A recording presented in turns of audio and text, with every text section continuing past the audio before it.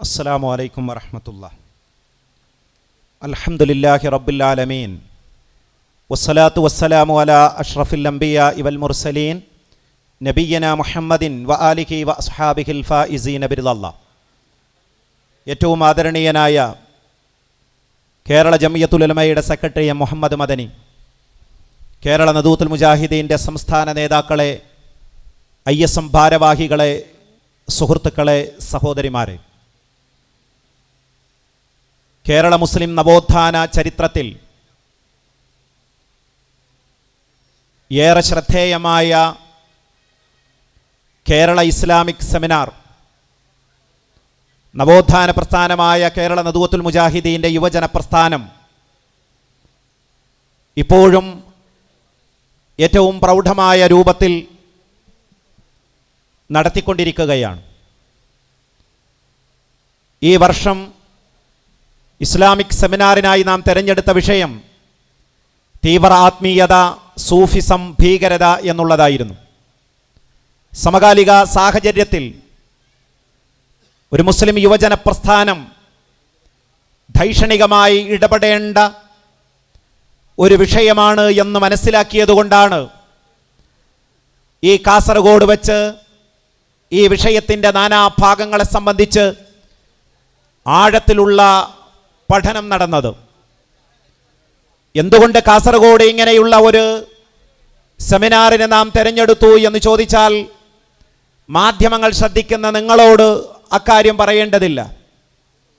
ഈയിടെയായിക്കൊണ്ട് ഈ പ്രദേശത്ത് നിന്ന് കുറച്ച് ചെറുപ്പക്കാർ മതം പഠിക്കുക എന്ന വ്യാജേന ഏതോ നിഗൂഢ കേന്ദ്രങ്ങളിലേക്ക് പോയി.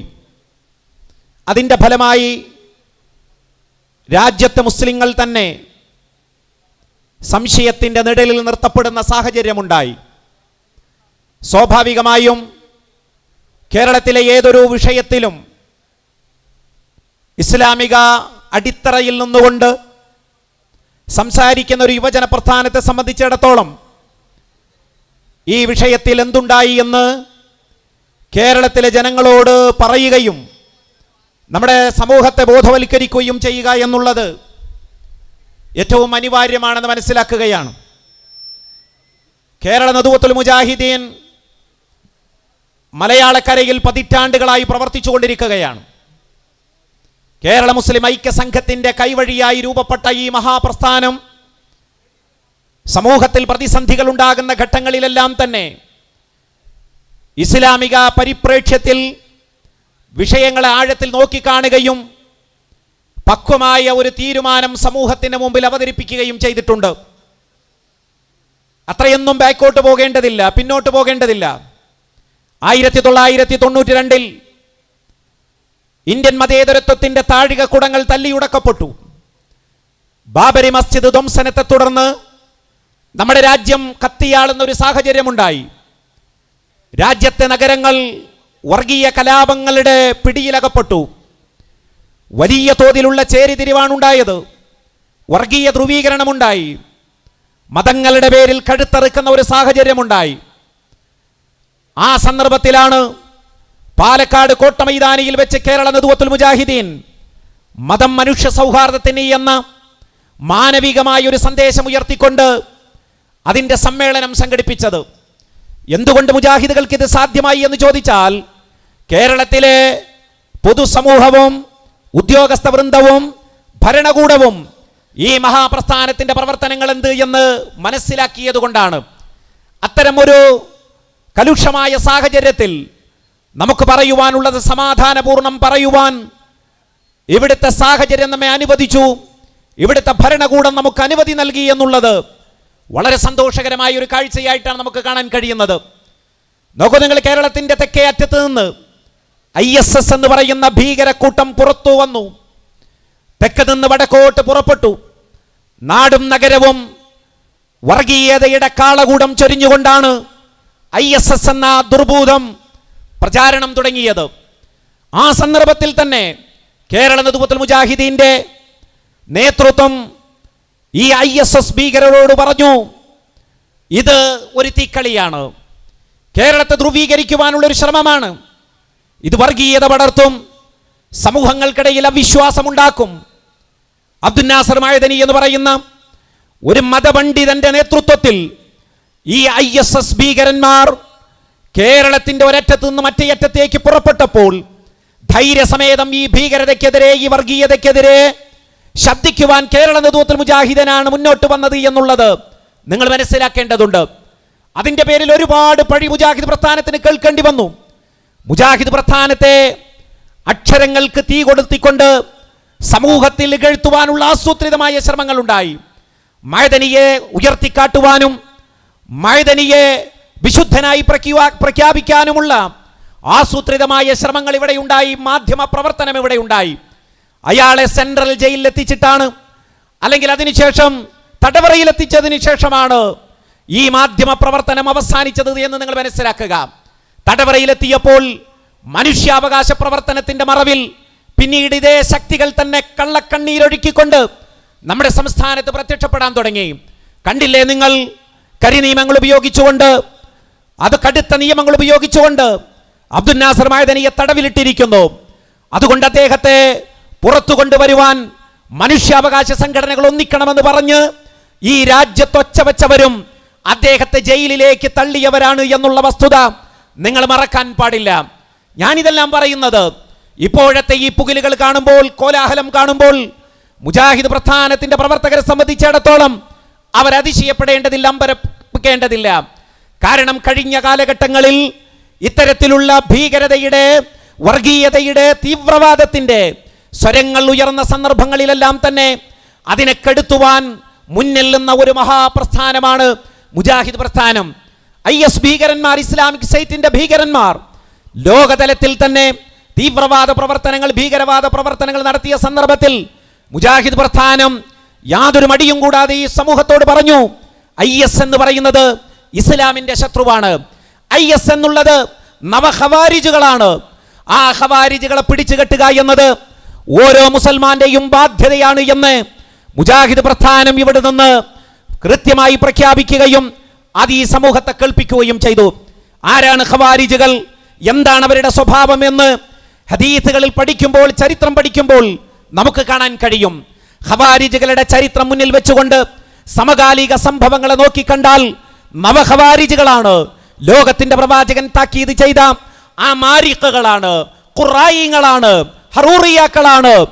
ഇന്ന് ISന്റെ വേഷത്തിലും, അൽ ഖായിദയുടെ വേഷത്തിലും, ബോക്കോ ഹറാമിന്റെ വേഷത്തിലും നമ്മുടെ ലോകത്തിന്റെ വിവിധ ഭാഗങ്ങളിൽ ഭീകര പ്രവർത്തനങ്ങൾ നടത്തുന്നത് എന്ന് കാണാൻ കഴിയുന്ന വസ്തുതയാണ്.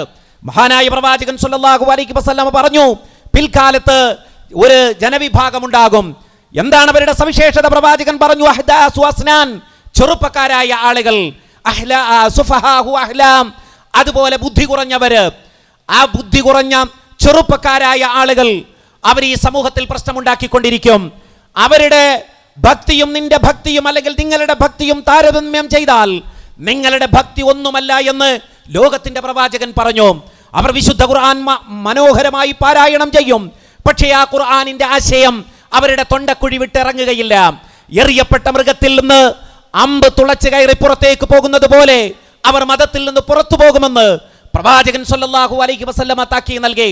മാത്രമല്ല, ഖവാരിജുകളുടെ സ്വഭാവം നിങ്ങൾ പരിശോധിക്കുക, ഹദീസുകൾ നിങ്ങൾ എടുത്ത് പരിശോധിച്ചു നോക്കുക.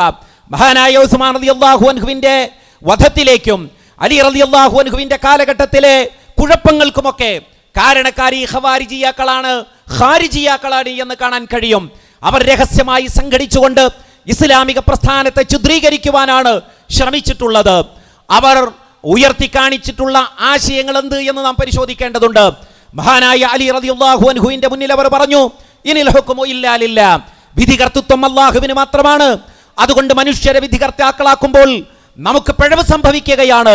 മഹാനായ അലി റളിയല്ലാഹു അൻഹു ഇത് കേട്ടപ്പോൾ പറഞ്ഞു, കലിമത്തു ഹഖിൻ ഉരീദ ബിഹാ ബാത്തിൽ, പറയുന്നതെല്ലാം സത്യമായ വാക്ക് തന്നെയാണ്, പക്ഷേ നിരർത്ഥകമായ, അർത്ഥശൂന്യമായ ഒരാശയമാണ് ഇതുകൊണ്ട് അവർ ഉദ്ദേശിക്കുന്നത് എന്ന് ആ ഘട്ടത്തിൽ തന്നെ മഹാനായ അലി റളിയല്ലാഹു അൻഹു പറഞ്ഞിട്ടുണ്ട്.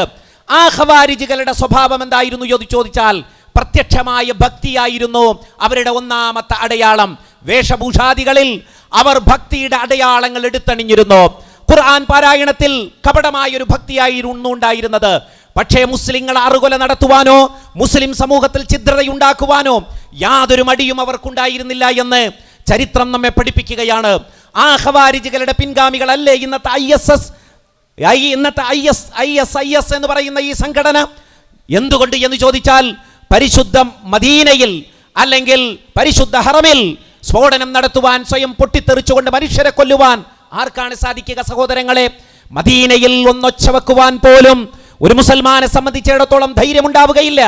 കാരണം ലോകത്തിന്റെ പ്രവാചകൻ പ്രവാചകൻ അന്ത്യവിശ്രമം കൊള്ളുന്ന ഒരു പ്രദേശം, കാരുണ്യത്തിന്റെ മഹാപ്രവാചകൻ നടന്നുപോയ മണൽത്തരികള്, പ്രവാചകൻ വളർത്തിയെടുത്ത ഉത്കൃഷ്ടമായ ഒരു ജനത ജീവിച്ച മണൽ പ്രദേശം, ആ പ്രദേശത്ത് നിരപരാധികളുടെ ചോരയൊലിപ്പിക്കുവാൻ ഒരു വിശ്വാസത്തിന്റെ തരിമ്പെങ്കിലുമുള്ള ഒരു സത്യവിശ്വാസിക്ക് സാധ്യമല്ല. അതുകൊണ്ടാണ് നാം പറയുന്നത്, ഇത് സിയോണിസത്തിന്റെയും യാങ്കികളുടെയും ആലയങ്ങളിൽ പണി കഴിപ്പിക്കപ്പെട്ട് ആത്മീയ തീവ്രവാദത്തിന്റെ അരമനകളിൽ ഇസ്ലാമിക സമൂഹത്തെ തകർക്കുവാനുള്ള പദ്ധതികൾക്ക് രൂപം നൽകുന്ന വിഭാഗങ്ങളിലൂടെ പ്രചരിപ്പിക്കപ്പെട്ട വലിയ ഒരു ദുരന്തമാണ് ISIS എന്ന് പറയുന്ന ഈ സംഘടന എന്ന് തിരിച്ചറിയുവാൻ നമുക്ക് സാധിക്കേണ്ടതുണ്ട്. ഇത് സാമ്രാജ്യത്വമാണ്, സിയോണിസ്റ്റുകളാണ് എന്ന് പറഞ്ഞുകൊണ്ട് മുസ്ലിം സമൂഹത്തിന് കൈയൊഴിയാൻ സാധ്യമല്ല. അതുകൊണ്ടാണ് ഞാൻ പറഞ്ഞത്, ഇസ്ലാമിക വൃത്തത്തിൽ നിന്ന് തന്നെ അവരെ തീറ്റാനും അവർക്ക് പാല് കൊടുക്കുവാനുമുള്ള ആളുകളെ സാമ്രാജ്യത്വ ശക്തികൾക്ക് ലഭിച്ചിട്ടുണ്ട് എന്നുള്ളതാണ് ചരിത്രം പരിശോധിക്കുമ്പോൾ നമുക്ക് കാണാൻ കഴിയുന്നത്. അവിടെയാണ് നാം നേരത്തെ ബഹുമാന്യനായ അബ്രഹ്മാൻ ആദർശേരി സൂചിപ്പിച്ച ചില വിഷയങ്ങളിലേക്ക് നമ്മുടെ ശ്രദ്ധ പോകേണ്ടത്. സംബന്ധിച്ചിടത്തോളം, ഷിയാക്കളെ സംബന്ധിച്ചിടത്തോളം അവരുടെ ഒരേ ഒരു ലക്ഷ്യം ഇസ്ലാമിക സമൂഹത്തെ തകർക്കുക എന്നുള്ളതാണ്. മക്കയെയും മദീനയും തകർക്കുക എന്നുള്ളതാണ്. ഇരു ഹറമുകളെയും അധീനപ്പെടുത്തുക എന്നുള്ളതാണ്. സൗദി അറേബ്യയാണ് അവരുടെ ഏറ്റവും വലിയ ശത്രു എന്ന് പറയുന്നത്.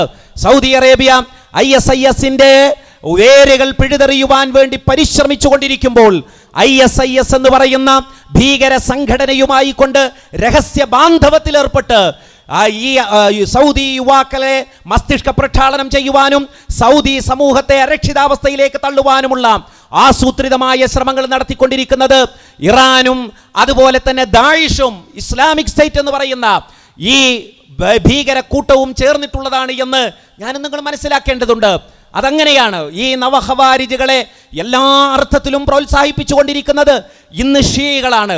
എന്തുകൊണ്ടാണ് നിരപരാധികളായ മനുഷ്യരെ വല്ലാതെ കൊന്നൊടുത്തിക്കൊണ്ടിരിക്കുന്നത്? സിറിയയിൽ നമ്മൾ കണ്ടുകൊണ്ടിരിക്കുന്നു ദിനേന എന്നോണം. ഈ അടുത്ത് കഴിഞ്ഞ ദിവസങ്ങളിൽ മാധ്യമങ്ങളിൽ വന്ന ഒരു ചിത്രം നമ്മുടെ എല്ലാം കണ്ണ് നിറയ്ക്കുകയുണ്ടായി.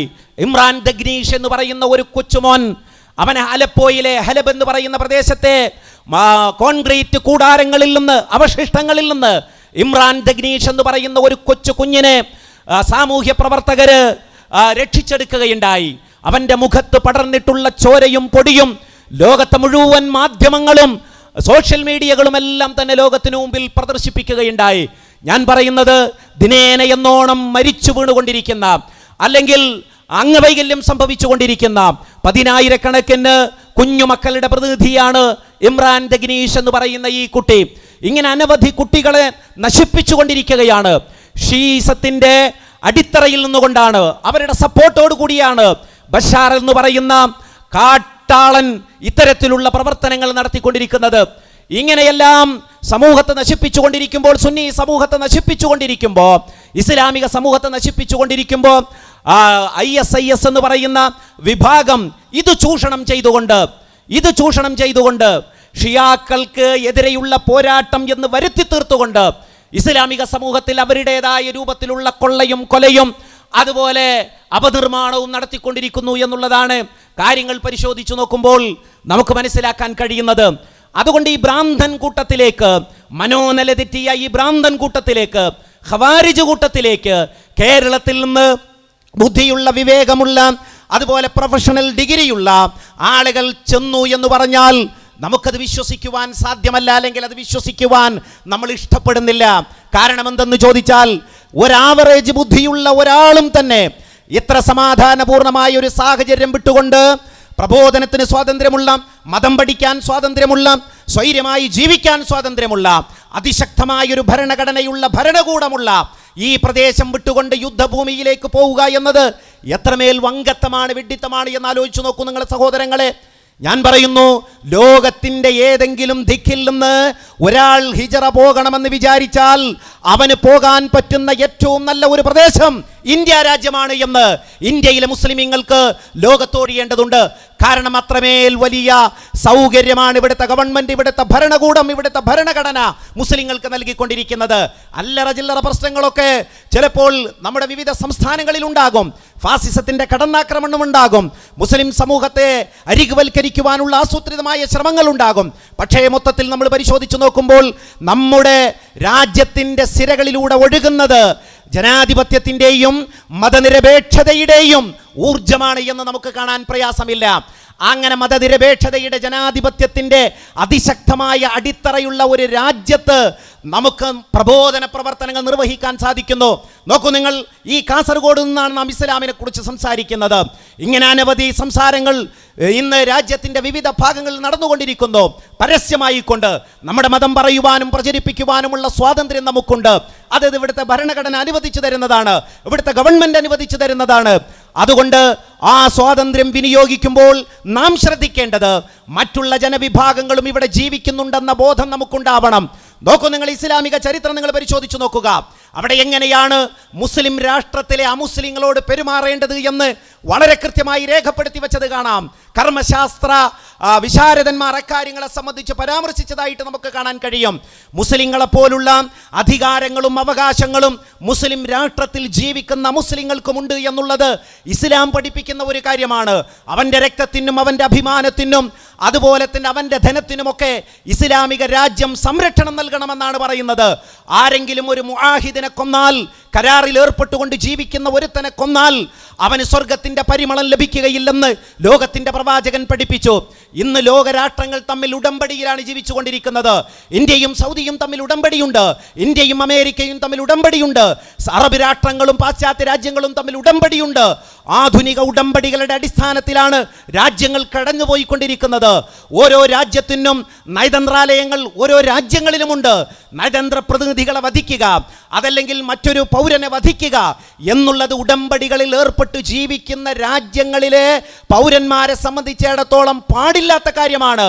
ഇന്ത്യയുമായിട്ട് ഉടമ്പടിയുള്ള ഒരു രാജ്യത്തെ പൗരനെ കൊല്ലാൻ ഒരു മുസൽമാന് പാടില്ല. അത് മതമേതെന്നോ ദേശമേതെന്നോ നിറമെന്തെന്നോ അവിടെ വിഷയമേ അല്ല. അതാണ് ഇസ്ലാമിക അധ്യാപനങ്ങൾ പരിശോധിച്ചാൽ നമുക്ക് കാണാൻ കഴിയുന്നത്. ഉടമ്പടിയിൽ കഴിയുന്ന ഒരാളെ കൊല്ലുവാൻ നമുക്ക് പാടില്ല, ഒരു നിരപരാധിയായ മനുഷ്യനെ കൊല്ലാൻ പാടില്ല. അങ്ങനെ കൊന്നാൽ അവൻ മനുഷ്യകുലത്തോട് യുദ്ധം പ്രഖ്യാപിച്ചവനാണ് എന്നാണ് വിശുദ്ധ ഖുർആൻ നമുക്ക് പഠിപ്പിച്ചു തന്നിട്ടുള്ളത്.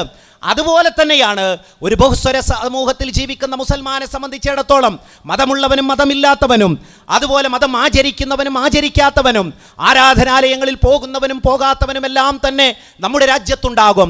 നോക്കൂ നിങ്ങൾ, വിശുദ്ധ ഖുർആൻ പരിശോധിച്ചാൽ നമുക്ക് കാണാൻ കഴിയും, അന്യരുടെ ആരാധ്യ വസ്തുക്കളെ നിങ്ങൾ ചീത്ത പറയാൻ പാടില്ല, തെറി വിളിക്കാൻ പാടില്ല. അങ്ങനെ തെറി വിളിക്കുകയാണെങ്കിൽ നിങ്ങളുടെ അല്ലാഹുവിനെ, നിങ്ങളുടെ രക്ഷിതാവിനെ അവരും അതിക്രമം കാണിച്ചുകൊണ്ട് തെറി വിളിക്കുമെന്ന് വിശുദ്ധ ഖുർആൻ നമുക്ക് പഠിപ്പിച്ചു തരുന്നുണ്ട്. നോക്കൂ നിങ്ങൾ, അന്യരുടെ ആരാധനാലയങ്ങളെ ഇകഴ്ത്തുവാൻ ഒരു മുസൽമാന് പാടില്ല. അന്യരുടെ ആരാധ്യ വസ്തുക്കളെ പുച്ഛിക്കുവാൻ ഒരു മുസൽമാന് പാടില്ല. ഹിന്ദുവിൻ്റെ ആചാരമുണ്ടാകും, അവൻ്റെ അനുഷ്ഠാനമുണ്ടാകും. ഒരു ക്രിസ്ത്യാനിക്ക് അവൻ്റെ ആചാരങ്ങളും അനുഷ്ഠാനവും ഉണ്ടാകും. ഒരു മതമില്ലാത്തവനെ സംബന്ധിച്ചിടത്തോളം അവൻ്റേതായ ചെയ്തികൾ ഉണ്ടാകും. നമ്മളെ സംബന്ധിച്ചിടത്തോളം നാം മനസ്സിലാക്കിയ സത്യം ഉറക്കെ പറയുക, അതിനെ ബോധ്യപ്പെടുത്തുക എന്നത് മാത്രമാണ് നമുക്ക് ചുമതലയായിട്ടുള്ളത്. മറ്റുള്ളവരെ നിർബന്ധപൂർവം ഈ മതത്തിലേക്ക് കയറിട്ട് വലിക്കേണ്ട ആവശ്യം നമുക്കില്ല. ലാ ഇക്റാഹ ഫിദ്ദീൻ ഖദ് തബയ്യന الرشد من الغي فمن يكفر بالطاغوت ويؤمن بالله فقد استمسك بالعروة الوثقى لا انفصام لها എന്ന് വിശുദ്ധ ഖുർആൻ സൂചിപ്പിക്കുന്നുണ്ട്. ലാ ഇക്റാഹ ഫിദ്ദീൻ, മതത്തിൽ ബലാത്കാരമില്ല. ഈ മതത്തിലേക്ക് കുറേ ആളുകളെ ഗർവാപ്പസി നടത്തിക്കൊണ്ട് തിരിച്ചു കൊണ്ടുവരേണ്ടത്, അതല്ലെങ്കിൽ ഈ മതത്തിൽ നിന്ന് പോകുന്ന ആളുകളെ കയറിട്ട് പിടിച്ചുകൊണ്ട് നിങ്ങൾ ഇവിടെ തന്നെ നിൽക്കണം എങ്കിലേ മുസ്ലിം സമൂഹത്തിന് അവരുടെ ന്യൂനപക്ഷ പദവി ലഭിക്കുകയുള്ളൂ എന്ന് പറഞ്ഞ് അവരെ കയറിട്ട് പിടിച്ച് ഏതെങ്കിലും തെങ്ങിലോ കവുങ്ങിലോ കെട്ടിവെക്കേണ്ട ആവശ്യമില്ല. പോകുന്നവന് പോകാം, വരുന്നവന് വരാം. കാരണം ചിന്താ സ്വാതന്ത്ര്യമുള്ള ഒരു രാജ്യമാണ് നമ്മുടേത്. ആളുകൾക്ക് ചിന്തിക്കാം, ആളുകൾക്ക് പഠിക്കാം, ഗവേഷണം നടത്താം, സത്യമെന്ന് തോന്നുന്ന ആദർശം സ്വീകരിക്കുവാനും അത് പ്രചരിപ്പിക്കുവാനുമുള്ള സ്വാതന്ത്ര്യമാണ് ഈ ഇന്ത്യ രാജ്യം നൽകുന്നത്. അതുകൊണ്ട് നിർബന്ധ മതപരിവർത്തനം എന്നുള്ളത് നമ്മുടെ ഒരു ആശയമേ അല്ല, ഇസ്ലാമിൻ്റെ ഒരു ആശയമേ അല്ല. ഒറ്റപ്പെട്ട സംഭവങ്ങളുടെ പേരിൽ മുസ്ലിം സമൂഹത്തിന്റെ മുതുകത്ത് ചില കാര്യങ്ങൾ വെച്ച് കെട്ടി ഉപന്യസിക്കുവാൻ ഇവിടുത്തെ ചില ആളുകൾ ആസൂത്രിതമായി ശ്രമിക്കുന്നുണ്ട് എന്നുള്ളത് നാം കാണാതിരുന്നുകൂടാ. മുസ്ലിങ്ങൾക്ക് പറയാനുള്ളത്, നിർബന്ധ മതപരിവർത്തനം എന്നുള്ളത് മുസ്ലിങ്ങളെ സംബന്ധിച്ചിടത്തോളം അവരുടെ അജണ്ടയിലേ ഇല്ല. പ്രലോഭനത്തിലൂടെ ഒരാളെ ഈ മതത്തിലേക്ക് കൊണ്ടുവരേണ്ടതില്ല. ഒരാളുടെ മനസ്സാണ് നന്നാവേണ്ടത്, മനസ്സ് വിശുദ്ധമാവേണ്ടതുണ്ട്, മനസ്സിലാണ് മാറ്റമുണ്ടാവേണ്ടത്. അതല്ലെങ്കിൽ ഒരാൾ നാളെ ഇങ്ങോട്ട് തൊപ്പിയിട്ട് വന്നാൽ, അതല്ലെങ്കിൽ ഒരാൾ നാളെ അങ്ങ് കുരിശ് മാലയിട്ട് പോയാൽ, ഒരാൾ അങ്ങ് കുറിയിട്ട് പോയാൽ അവിടെയൊക്കെ തന്നെയും വിശ്വാസം പൂർണ്ണമായി എന്നല്ല നമ്മൾ മനസ്സിലാക്കുന്നത്. വിശ്വാസം എന്നുള്ളത് മനസ്സിലാണ്. ഒരാൾ വിശ്വാസം അവൻ്റെ മനസ്സിലേക്ക് സ്വാംശീകരിക്കുവാൻ അവർക്ക് സാധിക്കേണ്ടതുണ്ട്. അപ്പോഴാണ് മാറ്റമുണ്ടാകുന്നത്. അതല്ലാത്തതെല്ലാം തന്നെ കാപഢ്യമാണെന്നും അതുപോലെ തന്നെ ബഹളങ്ങളാണെന്നും തിരിച്ചറിയുവാൻ നമുക്ക് സാധിക്കേണ്ടതുണ്ട്. അതുകൊണ്ട് ചിന്താ സ്വാതന്ത്ര്യം നൽകുന്ന ഒരു രാജ്യമാണ് നമ്മുടെ രാജ്യമെന്ന് നമുക്ക് തിരിച്ചറിയുവാൻ സാധിക്കേണ്ടതുണ്ട്.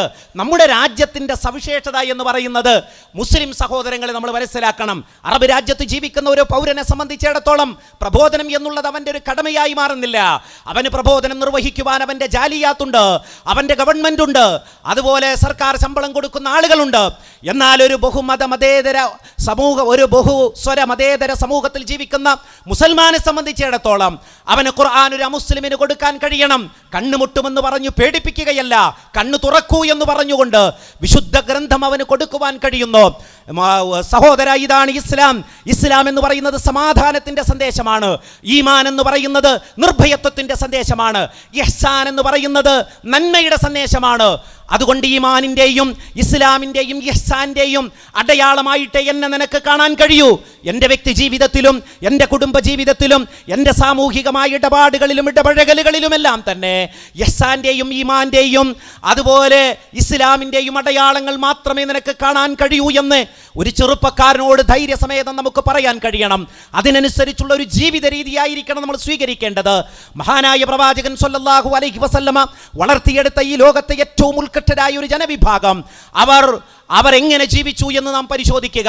ഒരു ബഹുസ്വര സമൂഹത്തിലാണ് മഹാനായ പ്രവാചകൻ ജീവിക്കുന്നത്. ബനു ഖുറൈളുകാരുടെ ബനു ഖൈനുഖായിന്റെ ബനു നളീറിന്റെ ഇടയിൽ ഉടമ്പടികൾ ഉണ്ടാക്കിക്കൊണ്ട് മദീനയുടെ സുരക്ഷയ്ക്ക് വേണ്ടി, മുസ്ലിം സമൂഹത്തിന്റെ സുരക്ഷയ്ക്ക് വേണ്ടി, ദഅവത്തിന്റെ ഏറ്റവും വലിയ സ്വാതന്ത്ര്യം ലഭിക്കുന്നതിന് വേണ്ടി മഹാനായ പ്രവാചകൻ സ്വല്ലല്ലാഹു അലൈഹി വസല്ലം ഉടമ്പടികളിൽ ഏർപ്പെട്ടുകൊണ്ടാണ് പ്രവാചകൻ സ്വല്ലല്ലാഹു അലൈഹി വസല്ലം മദീനയിൽ ജീവിക്കുന്നത്. നമ്മളിവിടെ ജീവിക്കുമ്പോൾ ഒരു മതവിശ്വാസിക്ക് നാം ശല്യക്കാരനാവരുത്. നമ്മുടെ ആരാധനാലയങ്ങളിൽ നിന്ന് വരുന്ന കീർത്തനങ്ങളും പ്രാർത്ഥനകളും പോലും വലിയ ബഹളമുണ്ടാക്കിക്കൊണ്ട് സമൂഹത്തിന് ശല്യമാവാൻ പാടില്ല. അതുപോലെ നമ്മുടെ ആരാധനകൾ മറ്റുള്ളവർക്ക് ശല്യമാവാൻ പാടില്ല. നമ്മുടെ ഇടപാടുകളും ഇടപഴകലുകളും മറ്റുള്ളവർക്ക് ശല്യമാവാൻ പാടില്ല. നമുക്ക് നമ്മുടെ വിശ്വാസം സംരക്ഷിക്കുവാനുള്ള പൂർണ്ണ സ്വാതന്ത്ര്യമുണ്ട്. നമ്മുടെ ഐഡന്റിറ്റിയും നമ്മുടെ ആദർശ വിശുദ്ധിയും കാത്തു സൂക്ഷിച്ചുകൊണ്ട് തന്നെ മറ്റുള്ളവനും ഇവിടെ ജീവിക്കുവാനുള്ള സ്വാതന്ത്ര്യമുണ്ട് എന്ന് ചിന്തിക്കുവാൻ എനിക്കും നിങ്ങൾക്കും സാധിക്കേണ്ടതുണ്ട്. മഹാനായ പ്രവാചകൻ പറഞ്ഞു, അയൽക്കാരനെ ആദരിക്കാത്തവൻ എന്നിൽപ്പെട്ടവനല്ല. അള്ളാഹുവിലും അന്ത്യദിനത്തിലും വിശ്വസിക്കുന്നുണ്ടെങ്കിൽ അവൻ അയൽക്കാരനെ മാനിച്ചു കൊള്ളട്ടെ എന്ന് പ്രവാചകൻ പറഞ്ഞു. അയൽക്കാരൻ പട്ടിണി കിടക്കുമ്പോൾ വയറ് നിറച്ചുണ്ണുന്നവൻ മുസ്ലിമല്ല എന്ന് ലോകത്തിന്റെ പ്രവാചകൻ പറഞ്ഞു. ആരാണ് അയൽക്കാരൻ എന്ന് പറഞ്ഞിട്ടില്ല. ഹിന്ദുവാണോ, മുസൽമാനാണോ, ക്രിസ്ത്യാനിയാണോ, മതമുള്ളവനാണോ എന്ന് നോക്കാൻ പറഞ്ഞിട്ടില്ല. അവന്റെ മക്കൾ ഉണ്ണുന്നില്ലെങ്കിൽ അവരെ തീറ്റിക്കുക എന്നുള്ളത് ഒരു മുസൽമാന്റെ കർത്തവ്യമാണ്. അവന് വസ്ത്രമില്ല എങ്കിൽ വസ്ത്രം കൊടുക്കേണ്ടത് ഒരു മുസൽമാന്റെ കർത്തവ്യമാണ്. ഇങ്ങനെ ചിന്തിക്കുന്ന ഒരു മുസൽമാനെ സംബന്ധിച്ചിടത്തോളം എങ്ങനെയാണ് അവന്റെ മനസ്സിലേക്ക് വർഗീയത കടന്നു വരിക? എങ്ങനെയാണ് തീവ്രവാദം അവന് കടന്നു വരിക? അപ്പോൾ നാം ഈ സമൂഹത്തിലാണ് ജീവിക്കേണ്ടത്. ഈ സമൂഹത്തിൽ ഭീരുക്കളായിട്ടല്ല ജീവിക്കേണ്ടത്. ഈ സമൂഹത്തിൽ തിന്മകൾ പടരുന്നു എന്ന് കണ്ടുകൊണ്ട് ഇവിടെ നിന്ന് ഒളിച്ചോടുകയല്ല ചെയ്യേണ്ടത്. പ്രവാചകൻ സ്വല്ലല്ലാഹു അലൈഹി വസല്ലമ പറഞ്ഞു, ശക്തനായ ഒരു മുസ്ലിമാണ് ദുർബലനായ ഒരു മുഅ്മിനിനേക്കാൾ അല്ലാഹുവിന് ഇഷ്ടമെന്ന് ലോകത്തിന്റെ പ്രവാചകൻ പഠിപ്പിച്ചു. അല്ലാഹുവിന് ഇഷ്ടം ശക്തവാനായ ഒരു മുഅ്മിനെയാണ്. അഥവാ ആ ശക്തവാൻ എങ്ങനെയായിരിക്കും?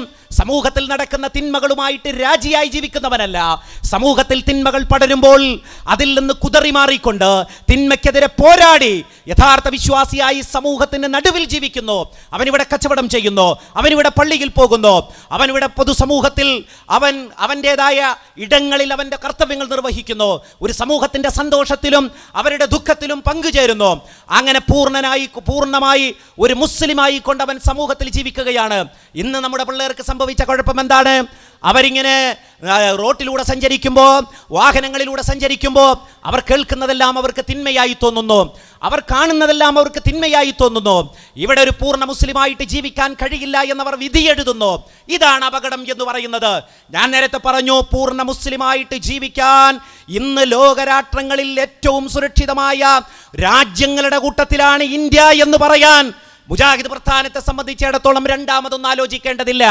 കാരണം എന്തെന്ന് വെച്ചാൽ അതിൻ്റെ സർവ്വസാധ്യതകളും ഉപയോഗപ്പെടുത്തിക്കൊണ്ട് നവോത്ഥാനത്തിൻ്റെ സമുജ്വലമായ സന്ദേശം ഈ രാജ്യത്ത്, ഈ നാട്ടിൽ നൽകിയ ഒരു മഹാപ്രസ്ഥാനമായതുകൊണ്ട് തന്നെ അത് പറയാൻ വീണ്ടും ആലോചിക്കേണ്ടതില്ല. അവരിന്ന് പറയുന്നത് എന്താണ്? ഇവിടെ മുസ്ലിമായിട്ട് ജീവിക്കാൻ കൊള്ളില്ല എന്നാണ്. ഇത് ഈ കുട്ടികൾ മാത്രമല്ല, 1940-കളിൽ പാകിസ്ഥാനിലും അതുപോലെ തന്നെ ഇന്ത്യയിലും ഇത്തരം സന്ദേശങ്ങൾ മുഴങ്ങിയിട്ടുണ്ട്. നിങ്ങൾക്കറിയുമോ മൗലാന മൗദൂദി എന്ന് പറയുന്ന മനുഷ്യൻ? ആ മൗലാന മൗദൂദി പറഞ്ഞ ചില വാചകങ്ങൾ ഞാൻ നിങ്ങളെ കേൾപ്പിക്കാം. ജമാഅത്തെ ഇസ്ലാമിയുടെ സന്ദേശം എന്ന പുസ്തകത്തിൽ ജമാഅത്തെ ഇസ്ലാമിക്കാർ അവരുടെ ആദർശ പുസ്തകമായി കൊണ്ട് നടക്കുന്ന ആ സന്ദേശത്തിൽ നമുക്കത് കാണാൻ കഴിയും. മൗദൂദി സാഹിബ് പറഞ്ഞു, ആധുനിക മതേതര ജനാധിപത്യം നമ്മുടെ ഇസ്ലാമിനും ഈമാനിനും ഘടകവിരുദ്ധമാണ്. അതിൻ്റെ കൊടി ആരെങ്കിലും പിടിക്കുകയാണെങ്കിൽ, അതിൻ്റെ സംസ്ഥാപനത്തിന് ആരെങ്കിലും പണിയെടുക്കുകയാണെങ്കിൽ അവൻ വിശുദ്ധ ഖുർആനിനെ വലിച്ചെറിയുന്നവനായിരിക്കും. ആധുനിക മതേതര ജനാധിപത്യം നമ്മുടെ ഈമാനിനും ഇസ്ലാമിനും ഘടകവിരുദ്ധമാണ് എന്ന് പച്ച മലയാളത്തിൽ എഴുതി പ്രചരിപ്പിച്ചവരാണ് ഇവിടെയുള്ള ആളുകൾ. ഞാൻ അധിക്ഷേപിക്കാൻ വേണ്ടി പറയുകയല്ല, മറിച്ച് ഇസ്ലാമിക് സ്റ്റേറ്റ് എന്ന് പറയുന്ന ഭീകര സംഘടനയുടെ ആശയം പതിറ്റാണ്ടുകളായി മലയാളത്തിൽ പ്രചരിപ്പിച്ചുകൊണ്ടിരിക്കുന്നവർ നമ്മുടെ രാജ്യത്തുണ്ട് എന്നുള്ളത് നിങ്ങളെ കേൾപ്പിക്കുന്നതിന് വേണ്ടിയാണ്. ആധുനിക മതേതര ജനാധിപത്യ വ്യവസ്ഥ നമ്മുടെ ഈമാനിനും ഇസ്ലാമിനും ഘടകവിരുദ്ധമാണ്. അത് തന്നെയാണ് ഈ കുട്ടികളും പറയുന്നത്. ആധുനിക മതേതര ജനാധിപത്യ രാജ്യത്ത് നമുക്ക് ജീവിക്കാൻ കഴിയില്ല. അവർ ചോദിക്കുന്നത് ഇതാണ്, എന്തിനാണ് ഞാൻ വോട്ട് ചെയ്യുന്നത്? ഞാൻ എന്തിനാണ് വോട്ട് ചെയ്യുന്നത്? ആർക്കാണ് ഞാൻ വോട്ട് ചെയ്യുന്നത്? ഞാൻ വോട്ട് ചെയ്തിട്ട് എന്താണ് കാര്യം? കഴിഞ്ഞ പാർലമെന്റ് തെരഞ്ഞെടുപ്പിൽ പോലും വോട്ട് ചെയ്യാതെ തീവ്രാത്മീയത തലക്കടിച്ചുകൊണ്ട് വീടകങ്ങളിൽ ഉറങ്ങിത്തൂങ്ങിയിരുന്ന ചെറുപ്പക്കാർ നമ്മുടെ സംസ്ഥാനത്തുണ്ടായിട്ടുണ്ട് എന്നുള്ളത് ഒരു വസ്തുതയാണ്. ഇതേതെങ്കിലും ഒരു ആദർശം സ്വീകരിച്ചവരോ അല്ലെങ്കിൽ ഏതെങ്കിലും ഒരു നിറം ചാർത്തി കൊടുക്കാൻ പറ്റുന്നവരോ അല്ല, മറിച്ച് നമ്മുടെ സമൂഹത്തിൽ നമ്മളറിയാതെ നിഗൂഢമായ ഇത്തരം ഉപദ്രവകരമായ ആശയങ്ങൾ നമ്മുടെ ചെറുപ്പക്കാരുടെ തലച്ചോറിലേക്ക് അടിച്ചു കയറ്റപ്പെടുന്നുണ്ട്. ത്വരീഖത്ത് പ്രസ്ഥാനങ്ങൾ എത്രയോ കാലമായി നമ്മുടെ സമൂഹത്തിൽ നിഗൂഢാത്മീയത പ്രചരിപ്പിക്കുവാൻ വേണ്ടി ആസൂത്രിതമായി ശ്രമങ്ങൾ നടത്തുകയാണ്. എന്തെല്ലാം ത്വരീഖത്തുകളാണ് ഇവിടെ? ആലിഞ്ചോട് ത്വരീഖത്തും ആലുവ ത്വരീഖത്തും അതുപോലെ നക്ഷബന്ദികളും നൂർസികളും, അങ്ങനെ അനവധി ത്വരീഖത്തുകൾ നമ്മുടെ നാട്ടിലുണ്ട്. ഇവയുടെയൊക്കെ വേരുകൾ പരിശോധിച്ചാൽ പല രാജ്യങ്ങളിലാണ് കിടക്കുന്നത് എന്നും ബോധ്യമാകും. ത്വരീഖത്തുകളിലൂടെ കടന്നുപോയി ഇന്ത്യ രാജ്യത്തോട് യുദ്ധം ചെയ്യുന്ന സംഘങ്ങളിൽ വരെ എത്തിപ്പെട്ട സാഹചര്യം നമ്മുടെ രാജ്യത്തുണ്ടായി. കണ്ണൂരിൽ നിന്ന് പോയ ഫയാസ് അതുപോലെ അവൻ്റെ കൂട്ടുകാര് വിഘടനവാദികളോടൊപ്പം ചേർന്ന് ഇന്ത്യ രാജ്യത്തോട് യുദ്ധം ചെയ്യുന്ന സാഹചര്യമുണ്ടായി. അന്നാണ് പ്രസിദ്ധമായ ഒരു വാക്യമുണ്ടായത്. അവൻ്റെ ഉമ്മ പറഞ്ഞു, ഈ രാജ്യത്തോട് യുദ്ധം ചെയ്യുന്ന, ഈ രാജ്യത്തോട് ശത്രുത പ്രഖ്യാപിച്ച എൻ്റെ മോൻ അവൻ തെറ്റുകാരനാണെങ്കിൽ അവൻ്റെ മയ്യത്ത് പോലും എനിക്ക് കാണേണ്ടതില്ല എന്ന് ഒരു മുസ്ലിം ഉമ്മക്ക് പറയേണ്ടി വന്നു. ഞാൻ പറയുന്നത് നിഗൂഢ പ്രസ്ഥാനങ്ങളിലൂടെ കയറിപ്പോയി ആത്യന്തികമായി എവിടെയാണ് എത്തിച്ചേരുന്നത് എന്ന് പരിശോധിക്കുവാൻ നമ്മൾ ബാധ്യസ്ഥരാണ്. ഈ അടുത്തായി നമ്മുടെ കേരളത്തിൻ്റെ പ്രിയപ്പെട്ട മുഖ്യമന്ത്രി ശ്രീ പിണറായി വിജയൻ പറഞ്ഞ വാക്കുകൾ നമ്മളെ വല്ലാതെ സന്തോഷിപ്പിക്കുന്നതാണ്. സ്വാതന്ത്ര്യദിന പ്രഭാഷണത്തിൽ അദ്ദേഹം പറഞ്ഞു, നമ്മുടെ കുട്ടികൾ പള്ളിയിലേക്കെന്ന് പറഞ്ഞു പുറപ്പെടുമ്പോൾ പള്ളിയിലേക്ക് എത്തുന്നുണ്ടോ എന്ന് മുസ്ലിം ഉമ്മമാർ പരിശോധിക്കേണ്ടതുണ്ട്. നമ്മുടെ കുട്ടികൾ വിദ്യാലയങ്ങളിലേക്ക് എന്ന് പറഞ്ഞ് വീട്ടിൽ നിന്ന് പുറപ്പെടുമ്പോൾ അവർ വിദ്യാലയങ്ങളിൽ എത്തുന്നുണ്ടോ എന്ന് നമ്മുടെ ഉമ്മമാരും ഉപ്പമാരും പരിശോധിക്കണമെന്ന് നമ്മുടെ കേരളത്തിൻ്റെ പ്രിയപ്പെട്ട മുഖ്യമന്ത്രി ശ്രീ പിണറായി വിജയൻ പറയുകയുണ്ട്. അതൊരു വാസ്തവമാണ്. നമ്മുടെ കുട്ടികളെ തട്ടിയെടുക്കുവാൻ വേണ്ടി ഈ ആത്മീയ കൂട്ടങ്ങൾ വലവിരിച്ചിരിക്കുകയാണ്. പ്രത്യേകിച്ച് പ്രൊഫഷണൽ സ്ഥാപനങ്ങളിൽ തീവ്രവാദി സംഘങ്ങളെ സംബന്ധിച്ചിടത്തോളം, ഭീകരക്കൂട്ടങ്ങളെ സംബന്ധിച്ചിടത്തോളം അവർ ഒന്നാമതായി ലക്ഷ്യം വെക്കുന്നത് പ്രൊഫഷണലുകളെയാണ്. നമ്മുടെ കേരളത്തിൽ നിന്ന് രക്ഷപ്പെട്ടു പോയ, അല്ലെങ്കിൽ കേരളത്തിൽ നിന്ന് ഒളിച്ചോടിയ ഈ ചെറുപ്പക്കാരുടെ കൂട്ടത്തിൽ എത്ര പ്രൊഫഷണലുകളുണ്ട് എന്ന് നിങ്ങൾ പരിശോധിക്കുക. ഇംഗ്ലീഷ് നന്നായി സംസാരിക്കാൻ കഴിയുന്ന, ഇംഗ്ലീഷ് ഭാഷ അനായാസം കൈകാര്യം ചെയ്യാൻ കഴിയുന്ന, അതുപോലെ തന്നെ ടെക്നിക്കലായി വിവരമുള്ള, ലോകവിവരമുള്ള, അതുപോലെ തന്നെ മെഡിസിൻ ബിരുദമുള്ള IT പ്രൊഫഷണലുകളാണ് ഈ പോയ കൂട്ടത്തിൽ അധികവും. നിങ്ങൾ മനസ്സിലാക്കുക. കാരണം ഭീകര സംഘങ്ങൾ ഇത്തരം ആളുകളെയാണ് അവർക്ക് ലഭിക്കേണ്ടത്. സാധാരണക്കാരെ കിട്ടിയിട്ട് അവർക്ക് കാര്യമില്ല. അവരിത്തരം കുട്ടികളെ ലക്ഷ്യം വെച്ചുകൊണ്ട് ക്യാമ്പസുകളിലൂടെ ചുറ്റിക്കറങ്ങിക്കൊണ്ടിരിക്കുന്നു, വലിയ സ്ഥാപനങ്ങളിലൂടെ കറങ്ങിക്കൊണ്ടിരിക്കുന്നു. അതുകൊണ്ട് എൻ്റെ മുജാഹിദ് പ്രവർത്തകരോട് എനിക്ക് പറയാനുള്ളത്, നമ്മുടെ പള്ളികളിൽ നാം ഇനി കുറച്ച് ജാഗ്രതയോടുകൂടി തന്നെയാണ് നിൽക്കേണ്ടത്. കാരണം മുജാഹിദ് പ്രസ്ഥാനം എന്ന് പറഞ്ഞാൽ ഒരുപാട് മെമ്പർഷിപ്പ് ഉള്ളവരുണ്ടാകും, അതിൻ്റെ എത്രയോ ഇരട്ടി അനുഭാവികൾ ഉണ്ടാവും. നമ്മുടെ പള്ളികളിൽ ജോലിക്ക് വെക്കുന്ന ആളുകളെ സൂക്ഷ്മമായ നിരീക്ഷണത്തിനും പഠനത്തിനും നമ്മൾ വിധേയമാക്കേണ്ടതുണ്ട്. അന്യ സംസ്ഥാനത്ത് നിന്ന് വരുന്ന ആളുകളാണെങ്കിലും, അതുപോലെ തന്നെ നമ്മുടെ നാട്ടിൽ നിന്ന് വരുന്നവരാണെങ്കിലും തന്നെ വികൃതമായ ചിന്തകൾ, ആത്മീയ വ്യതിയാനങ്ങൾ ഉണ്ടോ എന്ന് പരിശോധിക്കാൻ ബാധ്യസ്ഥരാണ് എന്ന് ഞാനിവിടെ തുറന്നു പറയുന്നതിൽ എനിക്ക് യാതൊരു മടിയുമില്ല. കാരണം എന്തെന്ന് ചോദിച്ചാൽ, ഈ കാലഘട്ടം അങ്ങനെയാണ്. പല രൂപത്തിലും നവഖവാരിജ് ആശയങ്ങൾ നമുക്കിടയിൽ നിന്നുകൊണ്ട് തന്നെ വളരെ രഹസ്യമായി നടപ്പിലാക്കുവാനുള്ള തന്ത്രങ്ങൾ പലരും ആവിഷ്കരിക്കും. കാരണം മുജാഹിദ് പ്രസ്ഥാനത്തെ സംബന്ധിച്ചിടത്തോളം നവോത്ഥാനത്തിൻ്റെ ഒരു പേരുള്ള പ്രസ്ഥാനമാണ്, നവോത്ഥാന ചരിത്രത്തിൽ തിളങ്ങി നിൽക്കുന്ന ഒരു പ്രസ്ഥാനമാണ്. അതുകൊണ്ട് നവോത്ഥാനത്തെ പൊളിച്ചെഴുതാൻ ശ്രമിക്കുന്ന ആളുകളെല്ലാം തന്നെ നിഗൂഢ ആത്മീയതയുടെ വക്താക്കളെ ഈ മഹാപ്രസ്ഥാനത്തിൻ്റെ ഉള്ളിലേക്ക് തിരികെ കയറ്റിക്കൊണ്ട് ഇതിൽ ഒസുവാസ് ഉണ്ടാക്കുവാനുള്ള ശ്രമങ്ങൾ നടത്തും. അത്തരം ഒസുവാസ് ഉണ്ടാക്കുവാനുള്ള ശ്രമങ്ങളെ തുടക്കത്തിൽ തന്നെ തിരിച്ചറിയുവാൻ ഈ മഹാപ്രസ്ഥാനത്തിൻ്റെ നേതാക്കൾക്ക് സാധിച്ചു എന്നുള്ളതാണ് വളരെ വിജയകരമായ ഒരു കാര്യം. നോക്കൂ, നിങ്ങൾ ലോകത്തെവിടെയുമില്ലാത്ത ചർച്ചകൾ നമ്മുടെ നാട്ടിലേക്ക് കൊണ്ടുവരിക. സിഹറിനും അതുപോലെ തന്നെ ജിന്നും ക്ഷുദ്ര ചികിത്സയും അതെല്ലാമുള്ള ചർച്ചകൾ ഇവിടെ കൊണ്ടുവന്നുകൊണ്ട് ഖുർആനും ഹദീസും ഒക്കെ ദുർവ്യാഖ്യാനം ചെയ്ത് ഒരു സമൂഹത്തെ കപടയാത്മീയതയിലേക്ക് കൂട്ടിക്കൊണ്ടുപോയവരുണ്ട്. അത് നമ്മൾ മറച്ചു വെച്ചിട്ട് കാര്യമില്ല. അത്തരം കപടയാത്മീയതയെന്ന് വിളിക്കുന്നിടത്താണ് സത്യം, തീവ്രവാദത്തെ തീവ്രവാദം എന്ന് വിളിക്കുന്നിടത്താണ് കാര്യം കിടക്കുന്നത്. തൂമ്പയെ തൂമ്പയെന്ന് വിളിക്കണമെന്ന് പറഞ്ഞതുപോലെ ഭീകരവാദത്തെയും തീവ്രവാദത്തെയും അതല്ലാതെ മറ്റെന്ത് പേരിട്ട് വിളിക്കാൻ നമുക്ക് കഴിയും. അതായിട്ട് തന്നെ നമുക്ക് പറയാൻ കഴിയണം. കാരണം അത്തരം അനാവശ്യ ചർച്ചകൾ പലപ്പോഴും നമ്മളെ ശണ്ഡീകരിക്കും, നമ്മളെ പൊതുസമൂഹത്തിൽ നിന്ന് ഉൾവലിയാൻ നമ്മെ പ്രേരിപ്പിക്കും, നമ്മുടെ പണ്ഡിതന്മാർക്ക് നേരെ വിരൽ ചൂണ്ടാൻ നമ്മെ പ്രേരിപ്പിക്കും. ഇവിടെ പണ്ഡിതന്മാരില്ല. പണ്ഡിതന്മാരൊക്കെ കിടക്കുന്നത് ലോകത്തിന്റെ വിവിധ ഭാഗങ്ങളിലാണ്. അതുകൊണ്ട് ഞങ്ങൾ അവിടേക്ക് പോകുന്നു എന്ന് പറയാൻ ചെറുപ്പക്കാരെ പ്രേരിപ്പിക്കുന്നത് ഇത്തരത്തിലുള്ള മാരിക്കുകളാണ്, അല്ലെങ്കിൽ ഖവാരിജുകളാണ് എന്ന് നമ്മൾ തീർച്ചയായും മനസ്സിലാക്കേണ്ടതുണ്ട്. ഈ മാരിക്കുകളുടെ പ്രവർത്തനങ്ങൾ, നവഖവാരിജുകളുടെ പ്രവർത്തനങ്ങൾ നിരന്തരമായി നമ്മൾ നിരീക്ഷിച്ചു കൊണ്ടിരിക്കണം. നമ്മുടെ സമൂഹത്തിൽ നിരന്തരമായി നിരീക്ഷിക്കണം. ഒരു ഭാഗത്ത് ത്വരീഖത്ത് പ്രസ്ഥാനങ്ങൾ, ആത്മീയ വ്യതിയാനം സംഭവിച്ചവർ ഏതെങ്കിലും ഒരു പ്രസ്ഥാനത്തെ അധിക്ഷേപിക്കുന്നതിന് വേണ്ടിയോ അവരുടെ മുതുകിൽ വെച്ച് കെട്ടുന്നതിനോ വേണ്ടിയല്ല. ഇവിടെ ഇരു സമസ്തകൾ വർഷങ്ങളായിക്കൊണ്ട് ത്വരീഖത്തിന്റെ ശല്യം പേറിക്കൊണ്ടിരിക്കുന്നുണ്ട്. വലിയ പണ്ഡിതന്മാർ ത്വരീഖത്തിലേക്ക് നിരന്തരമായി ആകർഷിക്കപ്പെടുന്നുണ്ട്. അതുപോലെ തന്നെ അവരുടെ അനുയായി വൃന്ദം ത്വരീഖത്തിലേക്ക് ആകർഷിക്കപ്പെടുന്നുണ്ട്. ജമാഅത്തെ ഇസ്ലാമി അവരിപ്പോ വലിയ വായിൽ സമാധാനത്തിന്റെയും ജനാധിപത്യത്തിന്റെയും വർത്തമാനങ്ങൾ പറയുമ്പോൾ നാം മനസ്സിലാക്കേണ്ട ഒരു വസ്തുതയുണ്ട്. ഇവിടെ ജമാഅത്തെ ഇസ്ലാമിയിലേക്ക് പല നാടുകളിൽ നിന്ന് ത്വരീഖത്തിലേക്ക് പോയ എത്ര ചെറുപ്പക്കാരുണ്ട്? NDF-ൽ നിന്ന് ത്വരീഖത്ത് പോയ എത്ര ചെറുപ്പക്കാരുണ്ട്? അതുപോലെ മുജാഹിദ് പ്രസ്ഥാനത്തിന്റെ ആശയം പേറുന്നു എന്ന് പറഞ്ഞ ചില ചെറുപ്പക്കാർ ഇത്തരം നവഖവാരിജ് ആശയങ്ങളിലേക്ക് ചേക്കേറി എന്നുള്ളത് നിഷേധിക്കുവാൻ കഴിയാത്ത വസ്തുതയാണത്, മറച്ചു വെക്കേണ്ടതില്ല. കാരണം മുജാഹിദ് പ്രസ്ഥാനം അവര് സത്യമായി പറയുകയും അത്തരം കാര്യങ്ങൾ വളരെ വ്യക്തമായി സമൂഹത്തെ ബോധവൽക്കരിക്കുകയും ചെയ്യുന്നവരാണ്. അതുകൊണ്ട് ഇത്തരം പ്രവർത്തനങ്ങൾ ചെയ്യുന്നവരെ ന്യായീകരിക്കുക എന്നത് മുജാഹിദ് പ്രസ്ഥാനത്തിന്റെ ഒരു അജണ്ടയിലേ ഇല്ല.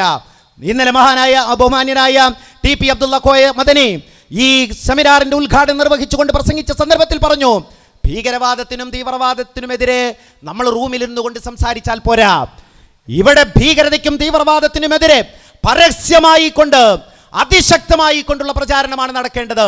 അതുകൊണ്ടാണ് കേരള നദുവത്തുൽ മുജാഹിദീൻ ഭീകരതയ്ക്കെതിരെ അതിശക്തമായ ഒരു കാമ്പയിനുമായിട്ട് രംഗത്തിറങ്ങിയിരിക്കുകയാണ്. സോഷ്യൽ മീഡിയയിലൂടെയും അതുപോലെ തന്നെ മറ്റു സെമിനാറുകളിലൂടെയും പൊതുസമ്മേളനങ്ങളുടെയും സന്ദേശരേഖാ വിതരണത്തിലൂടെയും എല്ലാം തന്നെ ഭീകരതയ്ക്കെതിരെയുള്ള മഹത്തായ സത്യം കേരള ജനതയുടെ മുമ്പിൽ അവതരിപ്പിക്കുക എന്നുള്ളതാണ് ഈ സെമിനാറിന്റെ ലക്ഷ്യം. അതുകൊണ്ട് എൻ്റെ ചെറുപ്പക്കാരോട്, ISM ചെറുപ്പക്കാരോട് എനിക്ക് പറയാനുള്ളത്, നാം ഭീകരതയ്ക്കെതിരെയുള്ള ഈ സന്ദേശം മുഴുവൻ മനുഷ്യരിലേക്കും എത്തിക്കുവാൻ നമുക്ക് സാധിക്കേണ്ടതുണ്ട്. ധൈര്യമായിട്ട് പ്രബോധന പ്രവർത്തന രംഗങ്ങളിലേക്ക് വരേണ്ടതുണ്ട്. ചിലപ്പോൾ ആത്മീയ തീവ്രതയെ വിമർശിക്കുമ്പോൾ ചില ആളുകൾ ചില കാര്യങ്ങൾ പറഞ്ഞുകൊണ്ട് നമ്മെ നേരിടാൻ വരും, അല്ലെങ്കിൽ നമ്മെ വരിഞ്ഞു മുറുക്കുവാനുള്ള ശ്രമങ്ങൾ ഉണ്ടാകും.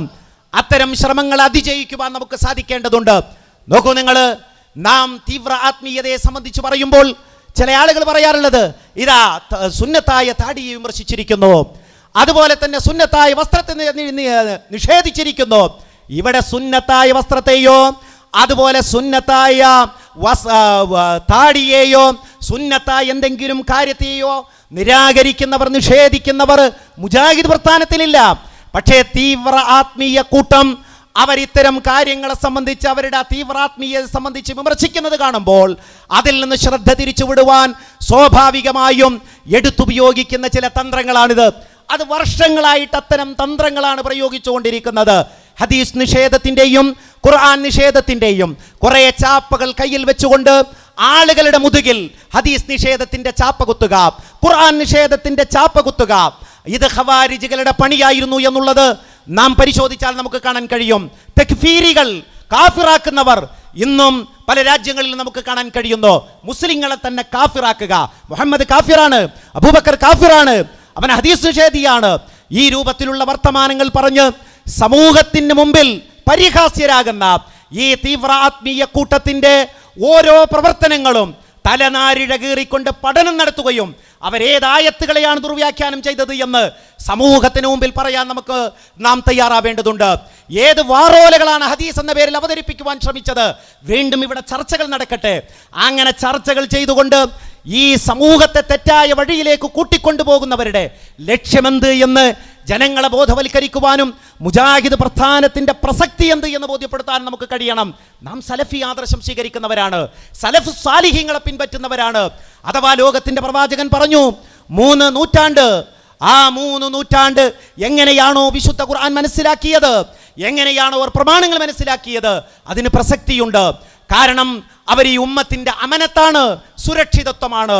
ലോകത്തിൻ്റെ പ്രവാചകൻ അവർക്ക് എങ്ങനെ സുരക്ഷിതത്വം നൽകിയോ അതുപോലെ ആ ഏറ്റവും സുരക്ഷിതമായ ആ വിഭാഗം മുസ്ലിം സമൂഹത്തിൻ്റെ സുരക്ഷയാണ്. അവർ മനസ്സിലാക്കിയെന്നോ അവരെങ്ങനെ ഖുർആൻ പഠിച്ചുവെന്നോ നാം മനസ്സിലാക്കിക്കൊണ്ട് അങ്ങനെ ഖുർആൻ മനസ്സിലാക്കുകയും പ്രമാണങ്ങൾ മനസ്സിലാക്കുകയും ചെയ്താൽ നമുക്ക് കുഴപ്പങ്ങൾ സംഭവിക്കില്ല. എങ്ങനെയാണ് ഇസ്ലാമിക ചരിത്രത്തിൽ കുഴപ്പങ്ങൾ ഉണ്ടായത്? രാഷ്ട്രീയ വ്യാഖ്യാനം. ഖിലാഫത്ത് എന്ന പദത്തിന് രാഷ്ട്രീയ വ്യാഖ്യാനം നൽകി സയ്യിദ് മൗദൂദിയും സയ്യിദ് കുത്തുബും ഹസനുൽ ബന്നയും എല്ലാം തന്നെ ഖിലാഫത്തിന് നൽകിയിരിക്കുന്ന അർത്ഥമെന്ത് എന്ന് നിങ്ങൾ പരിശോധിക്കുക. ദൈവത്തിൻ്റെ പ്രതിനിധി. എന്നിട്ട് അവർ പറഞ്ഞു, അള്ളാഹു നമ്മെ അവൻ്റെ പ്രതിനിധിയായിട്ടാണ് ഈ ഭൂമിയിൽ നിയോഗിച്ചിരിക്കുന്നത്. അഥവാ ദൈവത്തിൻ്റെ പ്രതിനിധിയാണ് ഭൂമി ഭരിക്കേണ്ടത്, ദൈവത്തിൻ്റെ പ്രതിനിധിയാണ് ഭൂമി ഭരിക്കേണ്ടത് എന്ന് പറയുക വഴി ദൈവീകേതര ഭരണകൂടങ്ങളായി അവർക്ക് ബഹുസ്വര സമൂഹത്തിലെ ഭരണകൂടങ്ങളെല്ലാം. അതുകൊണ്ടാണ് ജമാഅത്ത് ഇസ്ലാമിയെ പോലുള്ള സംഘടനകൾ പണ്ടിവിടെ പറഞ്ഞിരുന്നത്, ഇതാ ദൈവീകേതര ഭരണകൂടമാണ് ഇന്ത്യൻ ഭരണകൂടം. കാരണം ഒരു ബഹുസ്വര സമൂഹത്തിലെ ഭരണകൂടം എന്ന് പറയുന്നത് താഗൂത്താണ് എന്ന് പറഞ്ഞു. അവരുടെ സർട്ടിഫിക്കറ്റുകൾ സ്വീകരിക്കരുതെന്ന് പറഞ്ഞു, അവരുടെ വിദ്യാഭ്യാസം സ്വീകരിക്കരുതെന്ന് പറഞ്ഞു, അവരുടെ നിയമം സ്വീകരിക്കരുതെന്ന് പറഞ്ഞു. എന്തെല്ലാം തരത്തിലുള്ള കോലാഹലങ്ങളായിരുന്നു. എന്നാൽ അതിനെയെല്ലാം തടഞ്ഞുകൊണ്ട് ഈ സമൂഹത്തിൽ നവോത്ഥാനത്തിൻ്റെ ആശയങ്ങൾ പ്രസരിപ്പിക്കുവാൻ നമുക്ക് സാധിച്ചു എന്നുള്ളതാണ് നമ്മുടെ വിജയം. അതുകൊണ്ട് നവോത്ഥാന പാതയിൽ സലഫി ആദർശ പ്രസ്ഥാനത്തിൽ ഉറച്ചു നിന്നുകൊണ്ട് ഞാനൊരു സലഫിയാണെന്നും എന്നാൽ അന്ധമായി ആരെങ്കിലും അനുകരിക്കുന്ന ഒരു സ്വഭാവം എനിക്കില്ലെന്നും ലോകത്ത് സലഫി നവോത്ഥാനം എന്ന പേരിൽ എവിടെയെല്ലാം നവോത്ഥാനം നടന്നിട്ടുണ്ടോ അതിൻ്റെ നന്മകളുടെ വശങ്ങളെല്ലാം സ്വീകരിച്ചുകൊണ്ട് കേരളീയ പശ്ചാത്തലത്തിൽ KM മൗലവിയും KM സീതി സാഹിബും മുഹമ്മദ് അബ്ദുറഹിമാൻ സാഹിബും ഈ മൊയ്തു മൗലവിയും എല്ലാം വെട്ടിത്തെളിച്ചിട്ടുള്ള നവോത്ഥാന പാതയിലൂടെ ഞാൻ സഞ്ചരിക്കുമെന്നും പ്രതിജ്ഞ ചെയ്യാൻ നമുക്ക് സാധിക്കേണ്ടതുണ്ട്. കേരളീയ പശ്ചാത്തലം എന്ന് പറയുന്നത് അത് സവിശേഷമായൊരു പശ്ചാത്തലം തന്നെയാണ്. ഇന്ത്യൻ സ്വാതന്ത്ര്യ സമരത്തിൽ പങ്കാളികളായ നമ്മുടെ നേതാക്കന്മാർ, രാഷ്ട്രീയത്തിൽ സജീവമായി പങ്കാളികളായ നമ്മുടെ നേതാക്കന്മാർ, മതപ്രബോധന പ്രവർത്തനങ്ങളിൽ സജീവമായി പങ്കെടുത്ത നമ്മുടെ പ്രബോധകന്മാര്, അവരാണ് നമുക്ക് മാതൃകയുള്ളത്. അരാഷ്ട്രീയത എൻ്റെ ചെറുപ്പക്കാരെ നമ്മുടെ ജീവിതത്തിലേക്ക് കയറി വരാൻ പാടില്ല. സാമൂഹിക സാംസ്കാരിക രംഗങ്ങളിൽ നിന്ന് ഉൾവലിഞ്ഞുകൊണ്ട് നമ്മുടെ ടാബുകളിലും കമ്പ്യൂട്ടറുകളിലും തലപൂഴ്ത്തിയിരിക്കുന്ന ഒരു ദുസ്വഭാവം നമ്മുടെ ജീവിതത്തിൽ ഉണ്ടാവാൻ പാടില്ല. പൊതുസമൂഹവുമായിട്ട് നമുക്ക് ബന്ധമുണ്ടാവണം. പൊതുസമൂഹത്തിലാണ് നമ്മൾ പ്രവർത്തിക്കേണ്ടത്. ആണും പെണ്ണുമൊക്കെ അവരുടേതായ ഡ്യൂട്ടി നിർവഹിച്ചുകൊണ്ട് മുന്നോട്ട് പോകണമെന്ന് മാത്രമാണ് ഈ കേരള ഇസ്ലാമിക് സെമിനാറിന്റെ സമാപന പ്രഭാഷണം നിർവഹിക്കുന്ന എനിക്ക് നിങ്ങളോട് സൂചിപ്പിക്കുവാനുള്ളത്. അതുകൊണ്ട് ധൈര്യപൂർവം പ്രതീക്ഷയോടുകൂടി നാം പ്രബോധന പ്രവർത്തനങ്ങൾക്ക് ഇറങ്ങുക. ഭീകരതയ്ക്കെതിരെ, ആത്മീയ തീവ്രതയ്ക്കെതിരെ, അതുപോലെ വർഗീയതയ്ക്കെതിരെ ഈ സമൂഹത്തെ ബോധവൽക്കരിക്കുവാൻ നാം ജാഗ്രതായ നീക്കം നടത്തണം എന്ന് മാത്രം സൂചിപ്പിച്ചുകൊണ്ട് ഞാൻ എൻ്റെ വാക്കുകൾ ഉപസംഹരിക്കുകയാണ്. അല്ലാഹുമ്മ സല്ലി വസല്ലിം അലാ റസൂലിക വഅബ്ദിക മുഹമ്മദ് വആലിഹി വസഹ്ബിഹി അജ്മഈൻ വൽഹംദുലില്ലാഹി റബ്ബിൽ ആലമീൻ.